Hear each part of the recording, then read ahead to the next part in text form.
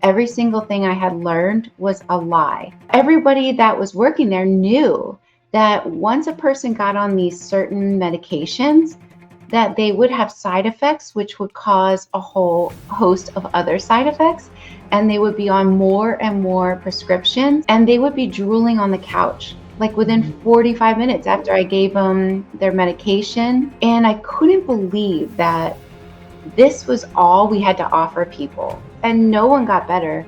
Not one person got better. And then I learned that the pharmaceutical companies were testing the patient. And a lot of my patients had wristbands to wear that I was supposed to call the number if they had a severe side effect. Sarah Breskman Cosme stands as a leading figure in the realm of metaphysical exploration and enlightenment. As a best-selling author of captivating titles like A Hypnotist's Journey to Atlantis, A Hypnotist's Journey to the Secrets of the Sphinx, and A Hypnotist's Journey from the Trail to the Star People, she seamlessly weaves together ancient wisdom and modern insights to unveil the mysteries of our existence.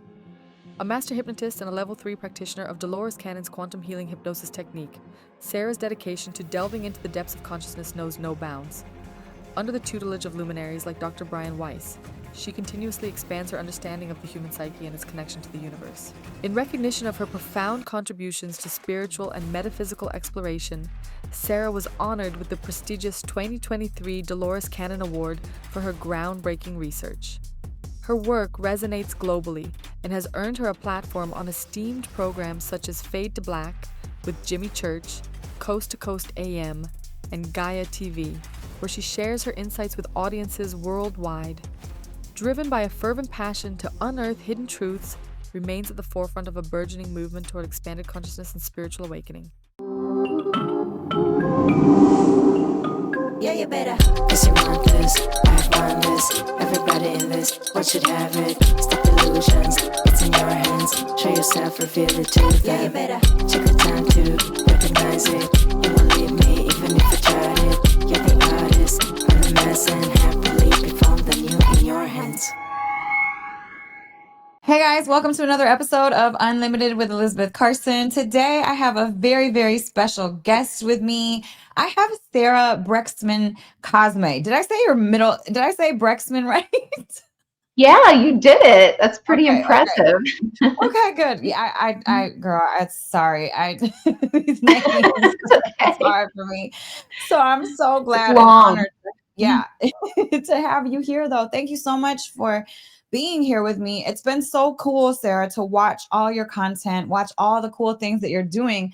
And I'm like, why have we not talked before? So today is actually the first time that me and you have communicated. And I'm just honored that you agreed to be here with me today. And thank you. Just thank you. Thank you so much for inviting me. I'm excited to talk with you. Yes, Sarah. And in reading your bio, I mean, you've done such cool things. Can you tell my audience just a little bit about how you got started in the field that you're in? Sure. So I got started because I wanted to fix myself because I had so many issues. I was really overweight. I had phobias and fears and OCD that was so severe that it took me about an hour to leave the house because I had to close the drawers and flick on and off the light switches perfectly. It was something that was going on in my life when I was younger and I didn't understand what it was.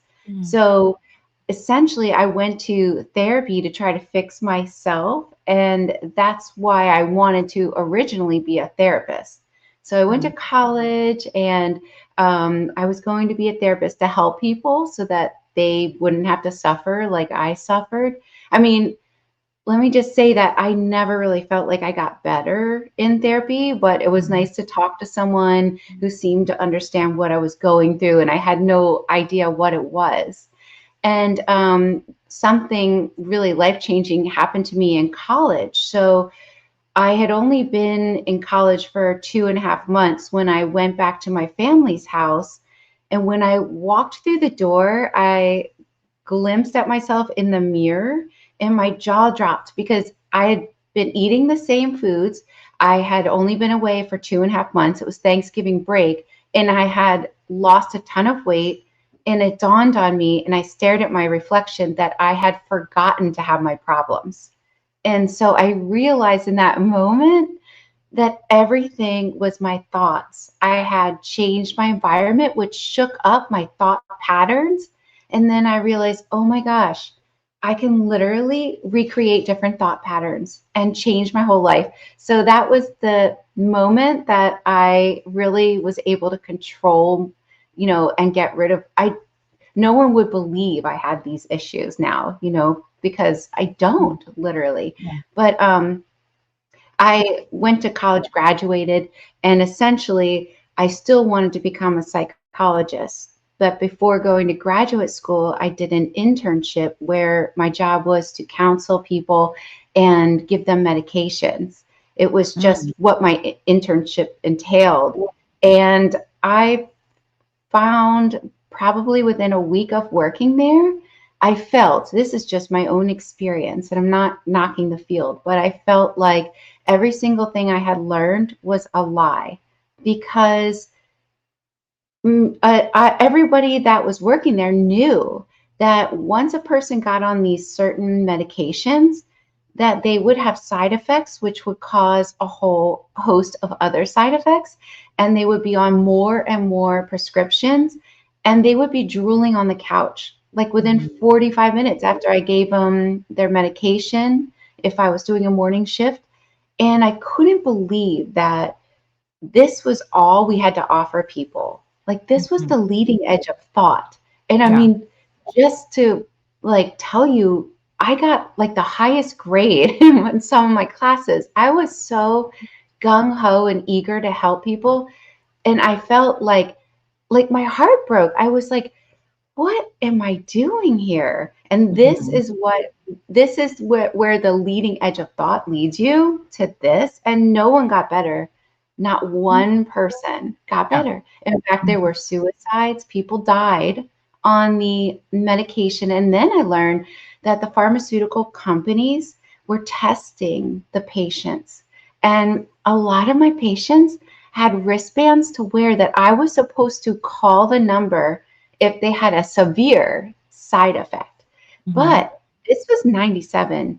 So they were considered schizophrenic and needed to go on these medications, apparently, if they were talking to aliens.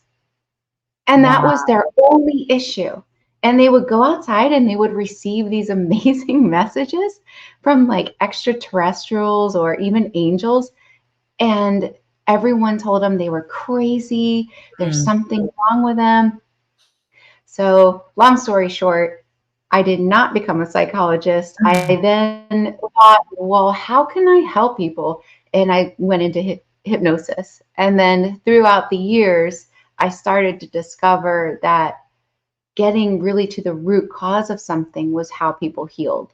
So then I got into past life regressions, just looking and investigating for the root cause. And eventually it led me to Dolores Cannon. And so everything took off from there. And then I wrote a book and it went crazy. And I never suspected. It's so funny because you know how people talk about manifestation. I never felt like I manifested this. I literally just wanted to help people. And now I'm literally just helping people, but not in the way I thought. Like crazy. That's an incredible story. Yeah, I read that you were doing hypnosis work. So through hypnosis, I mean, I'm very familiar with Dolores Cannon's work. I think it's fantastic, phenomenal, and amazing. What's the craziest thing that you've experienced when hypnotizing somebody that you were just like, whoa, and it just opened your eyes to a whole nother, like, I know you've heard some stories, so. Well, the craziest was when I first started, and I started with one of my friends who was very skeptical, and she didn't believe like in extraterrestrials. She actually barely believed in past lives. She was just open to the idea. She was very scientific, and she was teaching at my children's school, and she was the history teacher. So she did not believe in any of this stuff, but she wanted to get a session because she was suffering from this brain condition. And in her second session, she remembered in full detail being an extraterrestrial. And this extraterrestrial spoke through her and knew everything about everything, and just changed how I viewed reality, because I mean, I believed in extraterrestrials. I'd started like hearing about it and learning about it through my own, through sessions. But to know that my friend didn't believe it before having the session, and then to find out she could remember in full detail, I mean, how to power her ship, her planet, everything. It really made me a believer because I knew she didn't know. Wow, that's insane. That is so really, this is my belief, so it's not incredibly surprising for me, but we don't always incarnate as humans. We can incarnate as any being across anywhere, right? Is that in your experience? Yeah. Yeah, even yesterday, my client remembered being like a different being on a different planet that was bird-like, and it was really interesting because, and animal lives are really interesting because he could remember that there was different movements he would make that meant a whole language, like tapping on a tree meant something, and moving like a certain way, and certain the song means a lot more than what we just hear with our ears. It was really interesting that there was a full conversation going on, and that they would just know to meet at certain times. It was really fascinating. It's interesting, like different when people remember being a different animal or something like that, how they can see things so differently. Like one of my clients remembered being a spider, and it was so interesting to see how they did not have any emotions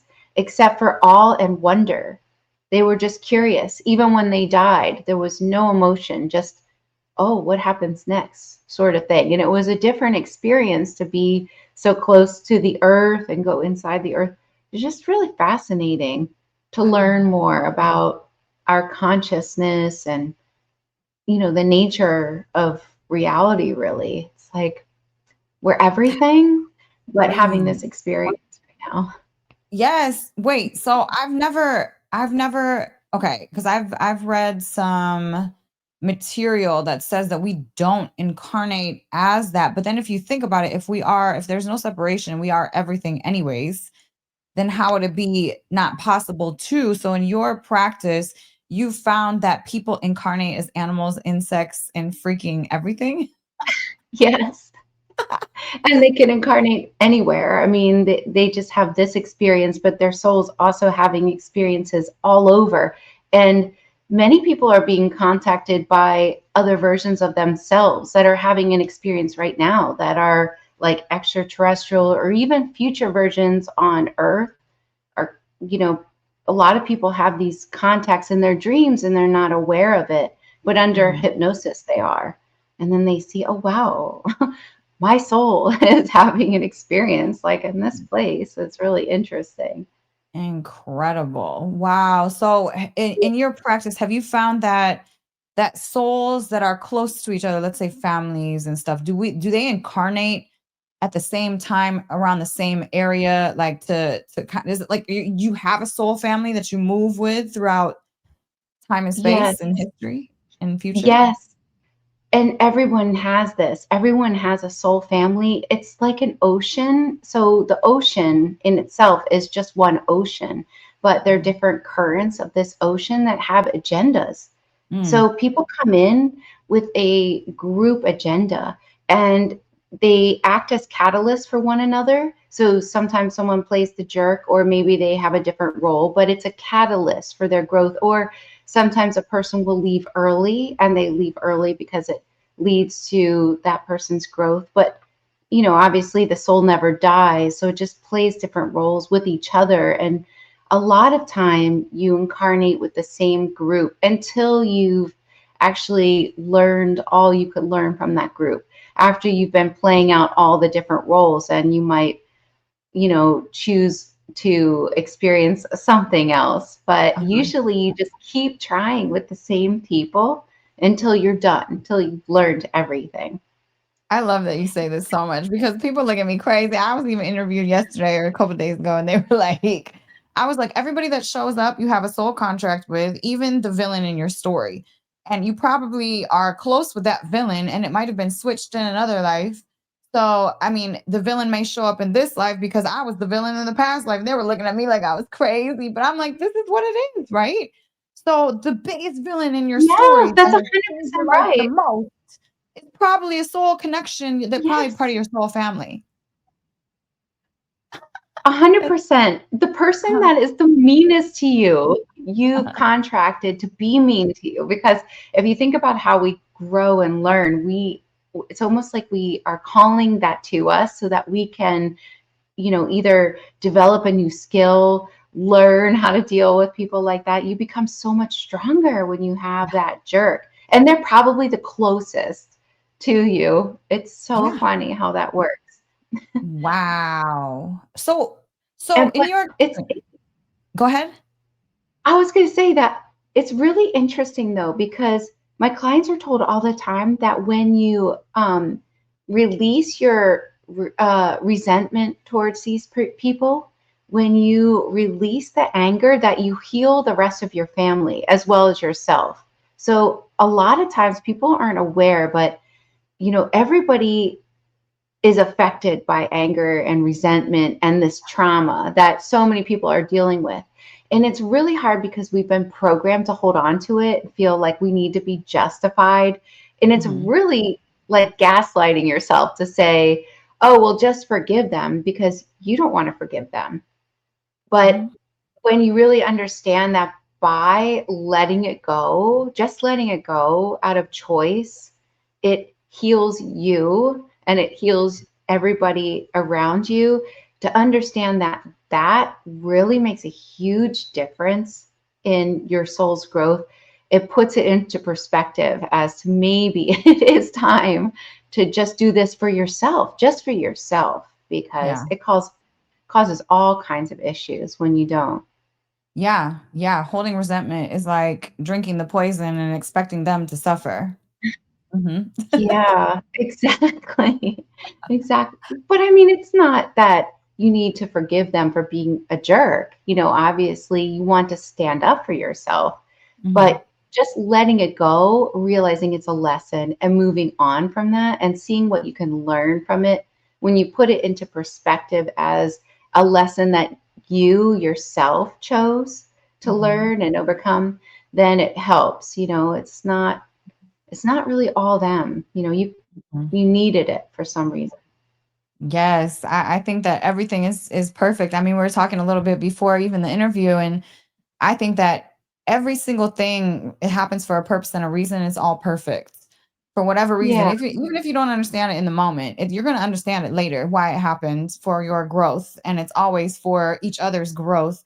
So I try not to hold on to anything that's trying to be released because that resistance is what goes against spiritual law, which causes more drama and trauma. So yeah, Totally. And yeah. in all the ancient cultures, if you look at all the ancient cultures, they still have ways to release this trauma that, you know, um, some of us have forgotten. And one of that ways was to shake your hips, to do the dances. In a lot Mhm. of these cultures, they dance and they sing. It's a way to release, Yes. and so many of us forgotten how powerful the cultures are and how they keep those traditions for a reason, is it's Mhm. releasing things.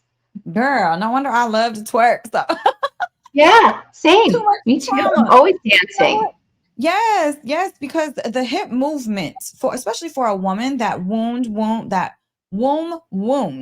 that all women carry. I mean, it releases that stuck energy from, I believe, generations. So the hip movements are incredibly important. That's why I feel so much better after I do a little twerking. You know what I'm saying?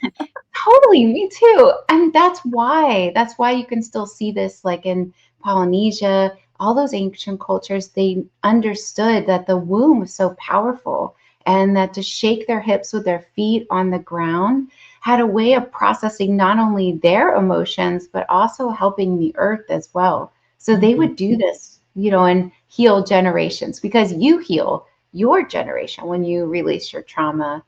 So it's really powerful. Yes, yes, totally agree. So in your experience, Sarah, what's your thoughts on, is there such thing as like an evil soul? What is, in your experience of hypnotizing people, bringing them back and back and back, is there such thing as like dark light souls? Well, it does seem that we are here in this realm with the law of duality. So nothing at all here is all good or all bad. There's a law of this duality. And it's all part of this growth, this ascension. So in each person, there is, what you would consider the shadow side and then the light side. It's all divinely planned that way. And that's the same for the rest of the universe. But what it does is it teaches you, it propels your growth. So if we didn't have, if our soul was all light, we would be living somewhere else in a different realm. But that really means that no soul is all bad either, because all souls have both. They have a duality.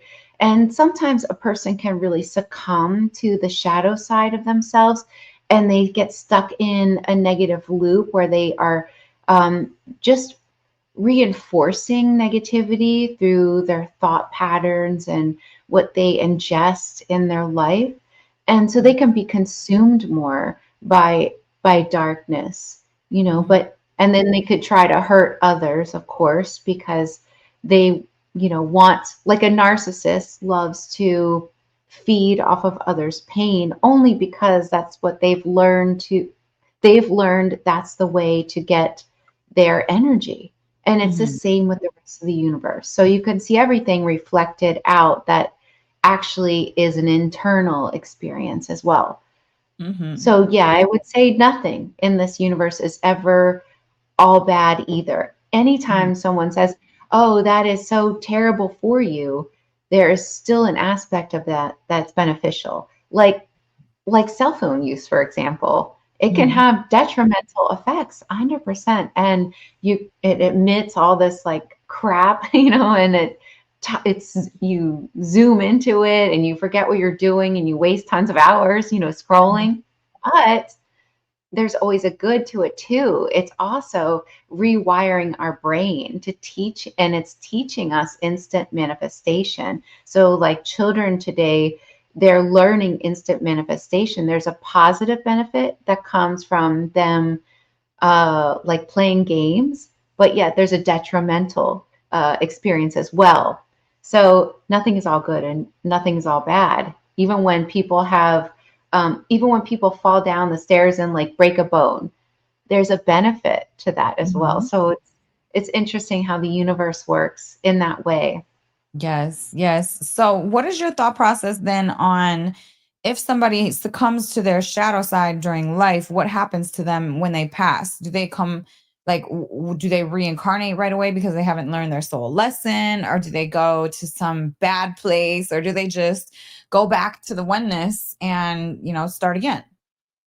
When people remember, when people remember taking their own life, they remember that as soon as they do, they're shocked with regret. There's like an instant download where they remember all of a sudden, oh, I really wanted to overcome that. All your challenges are the things that you decided you wanted to learn in this life. And so many talk about going to school to see how they are going to do this better, because obviously it was a little too challenging and they succumbed to taking their own life. But the only real judge, it seems, are you. And of course, your guides are, your helpers, but in a sense, they're you as well. So it seems that people do go to school if they succumb to the darkness. usually the goal is to overcome and to become a master of yourself. So it seems that that's the goal. You want to become a spiritual master of your own temple. You want Mm-hmm. to overcome your obstacles. You want to, like, really, it creates ripples that are permanent within this consciousness when Mm-hmm. you master yourself, which is the ultimate goal, and full of self-love, when you get rid of any doubt about like how powerful you are and everything. But many souls, get overcome by the darkness because there's so much dark here. And then when they go back to the in between where we all go, they usually take a class and try to figure out how.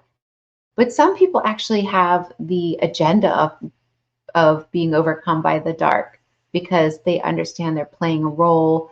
And it's interesting when souls are coming here, some souls are almost like brought here who have a who would be full of dark because it's needed for this ascension. So it's really Mm-hmm. interesting.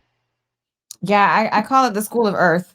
I call Yeah, this the school of earth. totally. So there are multiple schools. I think it's all honestly about soul growth. I think that's the purpose of it all. And yeah, I mean, all of this makes sense from the stuff that I've studied and dug into myself. So yeah, yeah. So you have uncovered crazy things, not crazy, but amazing information about ancient civilizations through your work. I know you've done some stuff on Atlantis and Lemuria. Can you touch on that? Yeah.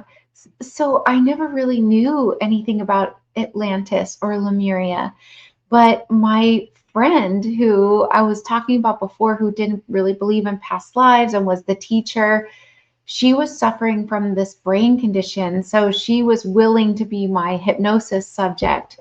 And actually, she healed herself in her first session, which was so shocking to her team of Wow. specialists. She had What? this brain condition. She was a teacher at my kids' school, and when I asked her to volunteer, if she wanted to volunteer, because I needed a person to volunteer who wasn't into this stuff, I wanted to just get a volunteer so I could take it to this class I was taking. Mhm. And all I would need to do was videotape her under hypnosis, and I told her what I did, and she said, "Oh my gosh, I didn't know you did that," because she hadn't told anyone Yeah. from the school. Only her husband and the team of specialists knew that she was suffering from this brain condition called pseudotumor cerebri. And she was working closely with a team of specialists at the University of Miami. And they told her there's no cure at all for this, but you can be on this heavy duty medication. And probably have about 20 years to live. And she was 32. Ugh. But her situation was so severe that she was losing vision out of her left eye, and she was so scared. So that's why she volunteered to be my hypnosis subject. In her first session, she remembered this ancient civilization in the South Pacific that she could remember it in full detail. I mean, she could smell the smells. She could hear the sounds. She actually could, like, see everything in such detail. It was astounding to me because she didn't believe in past lives or anything. And she remembered that women were the natural leaders there. And the reason why women were the natural leaders in the ancient culture is they carried through their subconscious very important information, especially when it came to certain plants. They never had to teach their daughters. It was just passed down through the chromosomes. Uh-huh. And so they, because of this important knowledge that was a living record that never had to be taught, they were the natural leaders in all the ancient cultures. And she remembered that her mother was the leader at the time and that Uh-huh. she was next in line to be the leader. And this was a beautiful society in the South Pacific that we came to understand was Lemuria later. But Uh-huh. she had never seen or Chill. heard about this place, you know? Uh-huh. So she then realized that there were these really advanced visitors, and looked different. They had a lot lighter skin. And when they came, they were traveling in these propulsion like vehicles that sucked energy up from everywhere and propelled the ship like a hovercraft almost through these fans. And it was like little circles underneath, but not like a jet. It didn't use any fuel. And she noticed when they came down that the people would get out, and they were people. They were just tall and skinny, and they were looking for something from their society. This society, this more advanced society, was suffering from a lot of forced genetic mutations. They were experimenting with energy, and there was a lot going wrong, and a lot of people were dying because of all their interventions. And so they were looking for these specific crystals that these Lemurians had, that my clients were recounting.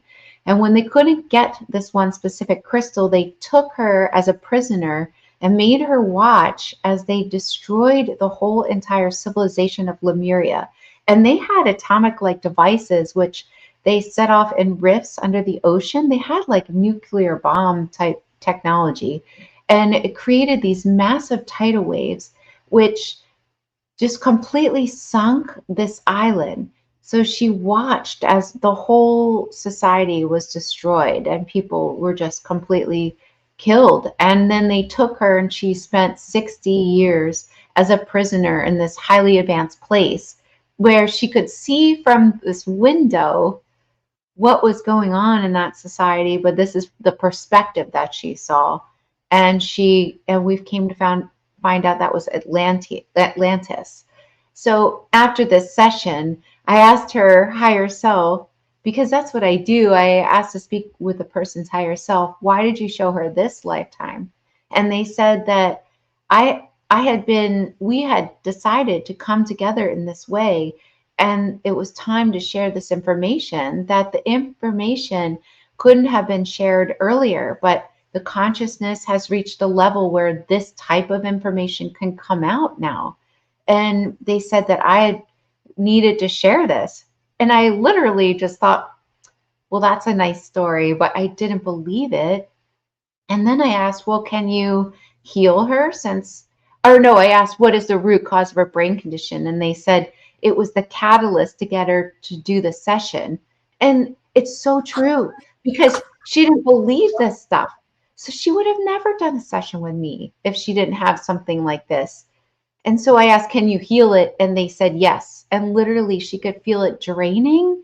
And as soon as she opened her eyes, she started to be able to see again. And then when she went back to her team of specialists, they couldn't believe it. They were like, what happened? And she said, oh, I did this hypnosis. And they said, well, it must have been something we did. I mean, and she said, well, I haven't taken the medication after the session. And they still couldn't believe it. They were like, well, that's impossible. But she literally healed herself. So it's really interesting how there's so much information coming back now, because if you even look back 20 years ago or more, I mean, you couldn't share this stuff. No. She realized that she had tried to share this in the 1970s in her most recent life before this one.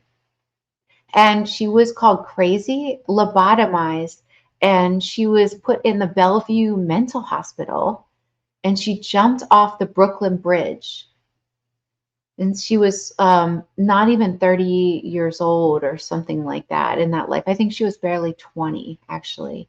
So this is the next life. my brain. Oh my God. Wow. And this is the first session that you ever did. Yeah, it was the first session into Atlantis that I ever did. I was already doing sessions, but I just never, I never had any desire to write a book or anything like that. But the higher consciousness of my clients kept telling me to do that. And I was starting to receive this weird phenomenon that I thought was a coincidence. So I live in the Florida Keys, you know, people have to come far to come see me. All these people started coming and they didn't know that I had these other sessions that were talking about Atlantis, Lemuria, or anything like that. And they would fill in pieces of the story. And it was crazy. So I thought this happened to every practitioner. And I would ask my friends, and they said, no, it's not happening to me. So I just listened to what the higher consciousness was telling me to write this into a book. And I self-published all my books on Amazon. So no one knew about me. As soon as I published it, and the higher self said, people are waiting for this information. As soon as I published it, it sold, you know, it sold like 1,000 copies in India, which was very odd to me. And then people started buying it, but how did they know about me? And then people were reaching out to me, and still they didn't know how they were finding me because I didn't even advertise. It was Wow, nuts. I got And the chills. higher self just kept saying, keep pushing it out. And then in last year, October 5th, the paperback version was banned on Amazon. Yes. Why? I don't know. I got Because a they're trying to lawyer. suppress the information. I guess they Holy noticed how trash powerful turbo. it was. So I redid it, and I just took out some words, and I was able to pass it back for, now it's back for sale. But yeah, you still can't you can't get the paperback book anywhere. It's Wow. Do you have any yeah. copies? Can I have one of the I have originals? like 5. Oh I would, if I had known it was going to be banned, I would have made more copies. But you know, I looked into other ways of printing it, but I took out like certain words. I think what was a red flag was stuff that they were doing at Atlantis that are the same stuff is happening now. no. And I didn't know this when I wrote this book I published it December of 2020. I didn't Mhm. know everything would come out and be exactly like what they said. And I didn't know that all this stuff was still going on. And I think somehow caught someone's attention. But you could still get it on Audible and Kindle and stuff, like the original, but Yeah. not the paperback. And I think that's because there's so much power in the written word. Yeah. You Yeah. can I agree. read it. Yeah. Oh my God. Holy crap, this is crazy. Because what you just told me is everything. So I've researched a lot about Lemuria, a lot about Atlantis. And so tell me if this is kind of along the same lines as what you've been hearing. So I heard and I've read that Lemuria was more earthy, right? Ran by women, Mhm. very, very Yeah. earthy, not really technological. That Lemurians they have like a crystal in their heads or something. And then that crystal would connect to like the community's crystal or something. It was all about crystals in Lemuria. And that Atlantis Yeah. came to Lemuria, wanted the crystal. So they would like do surgeries on the Lemurians to take their mind crystals out and do all of this terrible, torturous stuff to this community because they needed that crystal for their technology. So what you said, is that kind of like what it was Pretty back then? much. Pretty much. What the way it seemed to have started, or in people's memories, you know, take it or leave it. This is the information I received. But it really started from this group in the Pleiades, like one group that they used to create they all created a new realm to pass through, and they would be shocked into enlightenment. It was very important in the development of their kind, and everyone had to go into this realm to really understand the nature of the universe, to understand basically the law of one. And they used these red crystals, which were important. You couldn't create the red crystals. They hold codes to create realms. And Earth had a lot of these red crystals. So they came to mine them.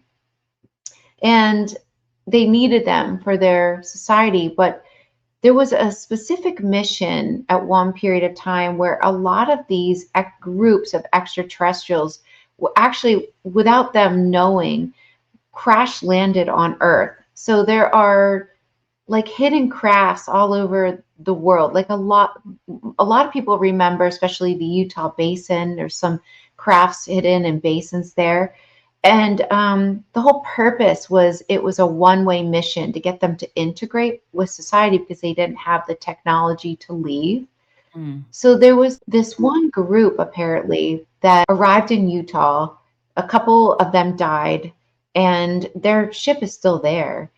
And they took whatever crystals they could, but not enough to, communicate back with their home planet, if you want to call it that. And so they started mingling with the locals there, the very basic humans at the time. And they kind of understood that this was a one-way mission, but there was one particular person in that group that didn't want to have any part of this.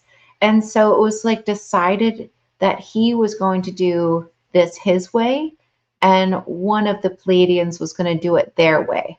And so one of the Pleiadians bred with humans and started the civilization known as Lemuria without the technology, simply because they didn't have the technology. And the other group started with the technology that they took from the ship, and they found some other, technology there, Atlantis. They were very different because of the beginnings. And then the Lemurian society was started basically, it was like a hybrid program, but they simply didn't have the technology that the Atlanteans did. And the being that started Atlantis kind of he wanted to recreate what he had on his home planet, but he couldn't. So he did his best, and he recreated the city, and the city center in Atlantis is a recreation of other city centers on other realms that many people go into with the same circular formations and things like that. But throughout the years, the Atlanteans had forgotten how to use the technology, which really used the third eye and certain bloodlines and certain genetic factors. So it had to be used by females, and it had to be used by, it had to be taught. You had to learn a certain meditation, and it would always be helped by placing the crystal up to your third eye, which it's interesting that we haven't really brought that back yet, because it seems to be so powerful to put a crystal there, especially under the moonlight for women. But they were able to really remember, because that was important to them, how to use, and they only had a few in Lemuria, how to use these crystals, but they kept them sacred. And they also had more connection with their other ancestors, which were extraterrestrial in nature. So they had awareness that they were speaking with their ancestors, which were actually the seeders of that society. And they kept those traditions. Whereas the Atlanteans didn't. They went very far with their technology, and eventually they forgot, which is something that our society does over and over again. And then there's a separation again, and people choose, like, going back to nature is always the answer,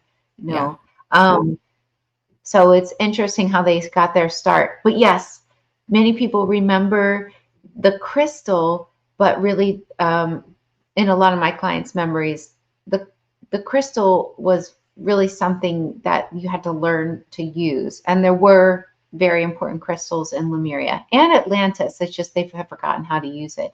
And basically, the reason why the Bermuda Triangle causes so much of an issue is because there's still some of those crystals and technology from Atlantis, because that was the city center.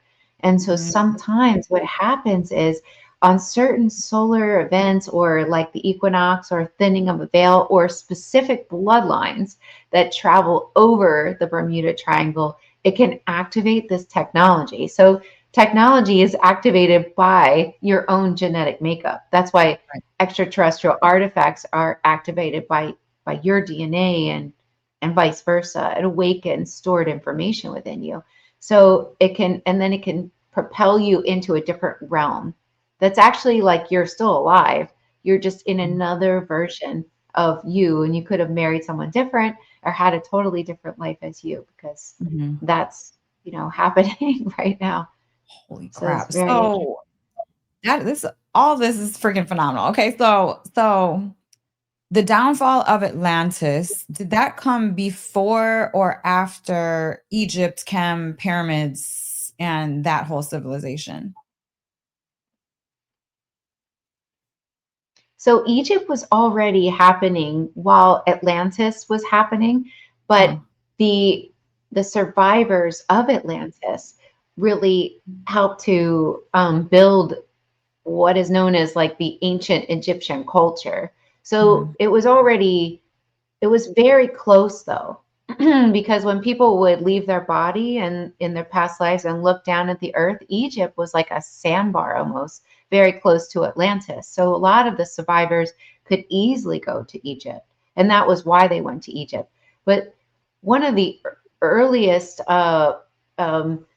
instigators for this change were these cat-like beings from Atlantis. And the reason why they were cat-like is there was a lot of genetic modification going on in Atlantean times. And they were modifying the genes and splicing it with animal DNA, which there's similar things happening now, I guess you would say, but not quite the same. But what's important to understand, which probably is why the book got flagged, is that there's these new children who, now in our society who have like disabilities, let's say, and they have opened a new channel and have new abilities. And this happened in Atlantis. So these cat-like people were a result of side effects. But the side effects created an opening in their mind, same as what's happening in our society now, with an opening in the mind leading to new abilities. Like nothing is ever all bad or all good.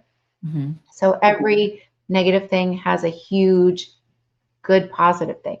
So these cat-like people with these side effects had new abilities, and they were able to read the ley lines. They could tap into the Sphinx, which they remember was already there, and they were able to read and build a second Sphinx.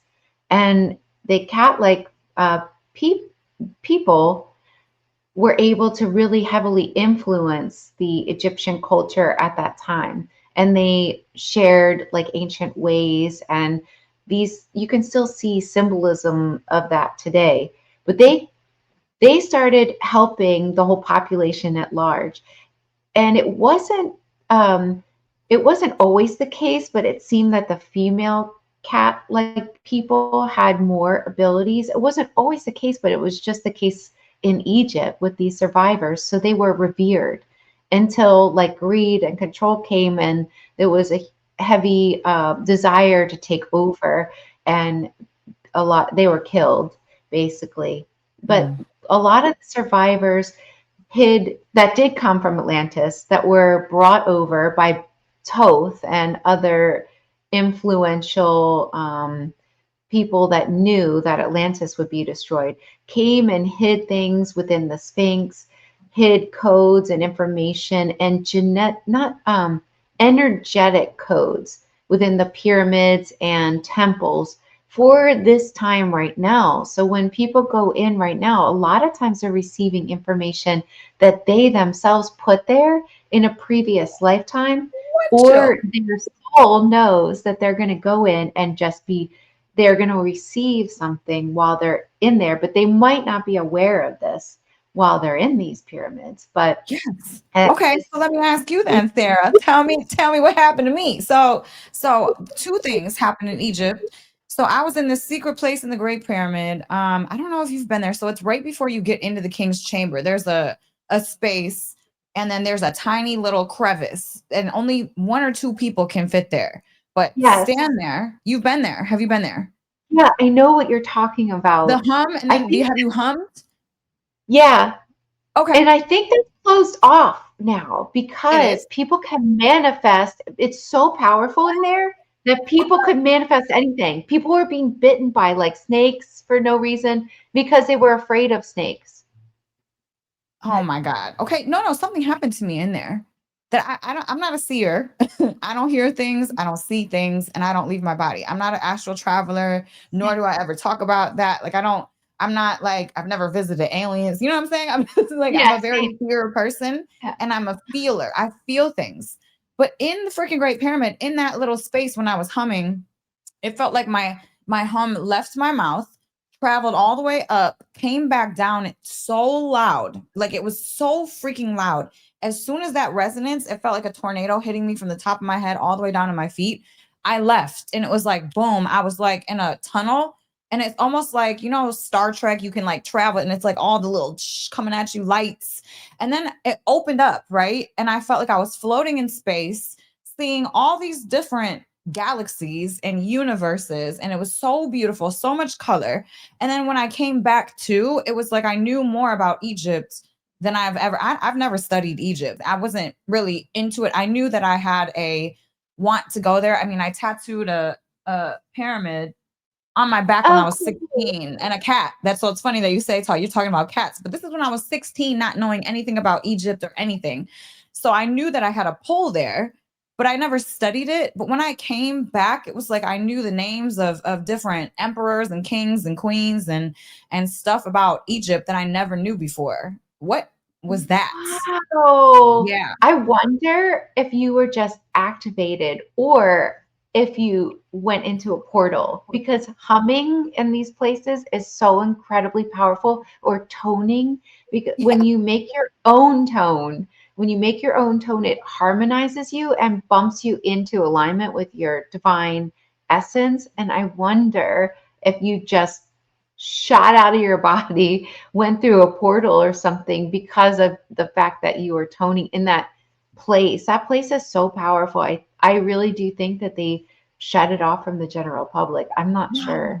No, no. I think That's why I'm telling so. everybody they need to travel now because like all these Yeah. places you used to be able to climb the pyramids. You can't even climb pyramids anymore. They have Crazy. to you have to go now because they are onto it. Like Yeah.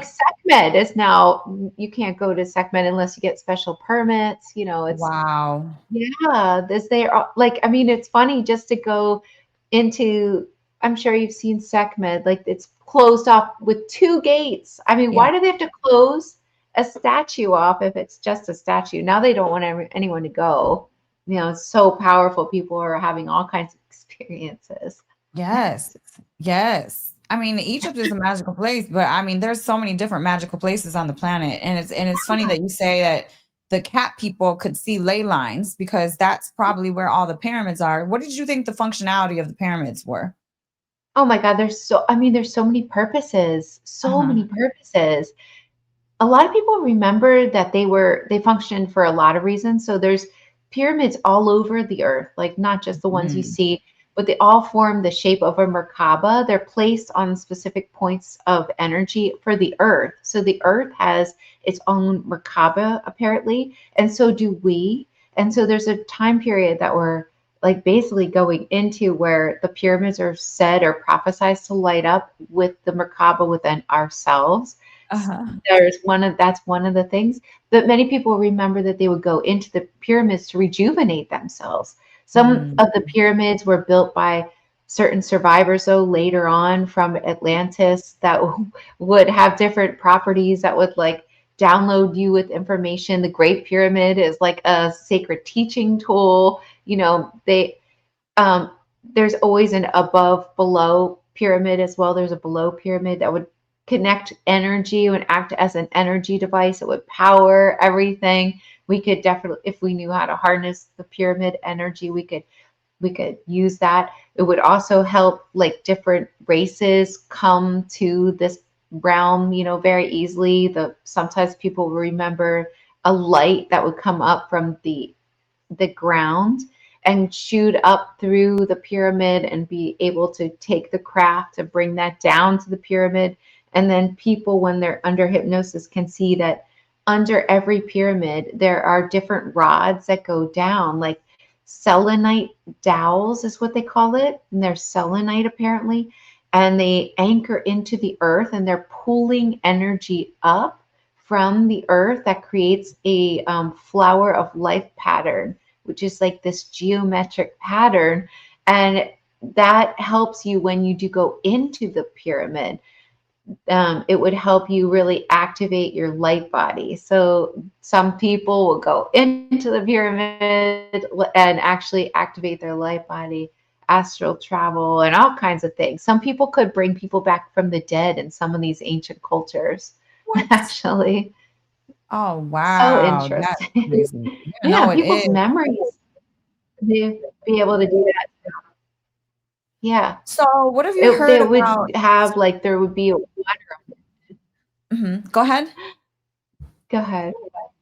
Oh no, they remember like there would be like a stream of water under the pyramid running that they would use and harness the energy from that. And then they would perform certain electrical things with this metallic metal. I don't know what it is. And they could shock a person back to life that was dead. It's incredible. This stuff is like, you can't make this stuff. I mean, you just, you know what? There's so much that we just don't I can't know. grasp because it seems so far out there. But if you think about it, when 30 years ago, could you ever have imagined that we would be walking around with all the information in the palms of our hands? You know what I'm saying? Like just from this little tiny No. device. Magic, Yeah, right?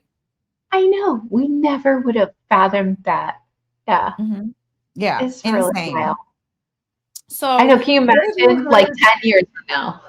Right, exactly. So, what have you heard about the ship that is below the Sphinx? Those ship below Yeah. the Sphinx. Have you heard about that?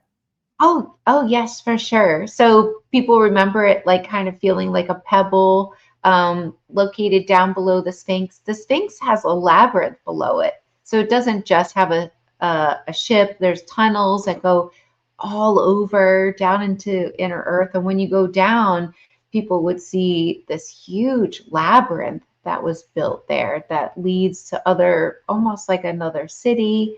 About So yes, there is a ship apparently. Toth, who was very instrumental in the whole ascension program, left things for other civilizations. But there's also a ship underneath the Sphinx that's located in the four corners of the United States, apparently. And so this ship, that there are ships located in a lot of places, but people, when they locate the ship now, for some reason, they find it about a mile deep underneath the Vatican. So I don't know why that is, but they also saw that also with this ship, there was a little black box, and this box had like a looking glass in it where you could look into it, and it was like a black obsidian looking like thing, but you could look into it and see the history of everything. You could see the history of all the battles, and that has been taken, and my clients see it under the Vatican as well. It's like lots of artifacts that people locate there. When I'm having them search for it, I'm like, find out where it is and see it. And they're like, oh, that's interesting. Located there. Okay. So, one more subject before we go. I want to know, has any of your clients ever experienced inner earth? Is there such thing as inner earth? Do we have like a whole civilization living there now? Did there used to be? What's going on with inner earth? Yes, there's so much going on with inner earth. Even like in one of my sessions, J.R.R. Tolkien's son, Christopher, came through and told me that his father wrote about it, and his father wrote actual maps about the inner earth. You could find a real life map in this book called The Silmarillion that apparently his father wrote. And there are many beings that come up to the surface, so to speak, but a lot of people that remember some of the survivors from Lemuria, a lot of these Lemurian survivors went into the earth or went into Mount Shasta, California. And there's a whole society down in there known as Telos, actually, but many of them are there are survivors from Lemuria. And I think it was mostly due to all that trauma, having lost their whole civilization, where They actually wanted to be on higher ground, but yet in the earth, in that mountain. And they have evolved in a different way because of special crystals that act like celestial converters in this mountain. So, which is really fascinating. But the reason why I feel like Inner Earth is coming back now a lot is because people have forgotten that they are magical beings and that they really can connect with fairies and all these magical practices, like the ancient druids and all these ancient cultures really got more in tune with the earth, the inner earth, and all these beings that are right here coming in and out of our realm, and just sort of activated the magic within themselves, because we are like our own shamans and wizards and things like that, and that is coming back. So I think that is probably why. But yes, you can access things like, there are certain portal systems where you can access the inner earth. Like there are some portal systems within certain pyramids where you could access other realms. And there's like this specific pyramid that people haven't really found yet, that's located in Prague, where people remember going into that pyramid, and down below there was a tunnel system and they could access the inner earth that way. So it's really interesting. Stuff is literally mind-blowing. Look, Sarah, I'm gonna need this to be our part 1. Okay. So I'm definitely gonna need to have you back on for a part 2, because there's just so much that we can go into here. And this stuff is so fascinating to me because, it just sets my body back on fire, because it's almost like the reality of the world that is being accepted now is what needs to be accepted for the advancement of our civilization into somewhat of a golden age. And it's almost like a remembering. So I really love digging into this stuff, because if we can all remember at least something, then it will help our future and future generations. So thank you so much for the work that you're doing and for spreading this knowledge all around, and just for being open-minded enough to expose some of these things, because in my heart and soul, like, I know this stuff to be true. So thank you for being here with me today. Your work is fantastic, and I definitely would just love to have you back for a part 2, because I know that there's more to explore here. Thanks so much. I would love to come back. And yet you are right, 100%. This is a remembering. That's really what's happening. Yeah. Real quick before we get out of here, have you ever past life regressed yourself? Yes, I've been regressed a couple of times, and it's mostly like I'm doing the same things in this life, which is so shocking. It's like I'm always a scribe, or I'm basically I just came back again.